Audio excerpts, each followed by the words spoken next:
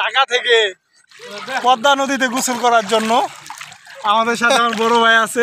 আরিফ ভাই, হ্যালো। সে ঢাকা মগবাজার থেকে আগত আমাদের কাঁঠাল বাড়িতে।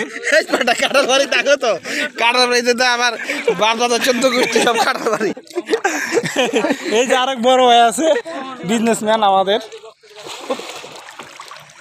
এই যে আমাদের এক দুলা ভাই, তার বাসা এখানেই, ঠিক আছে, তার বাসা এখানেই।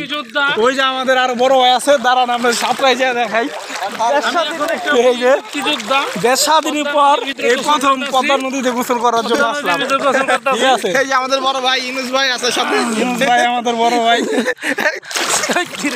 আমাদের সাথে এই যে আছে মুক্তি মুহাদ্দিস, আমাদের ভাই আরেক ভাই, সেও আসে বহুত দূর থেকে আসে গোসল করার জন্য।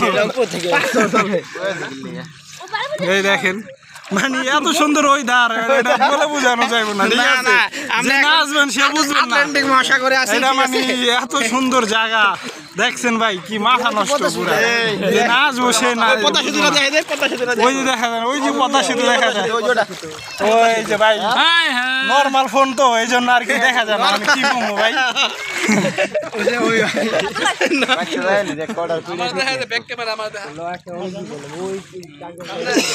পাথর ছিল। একসাথে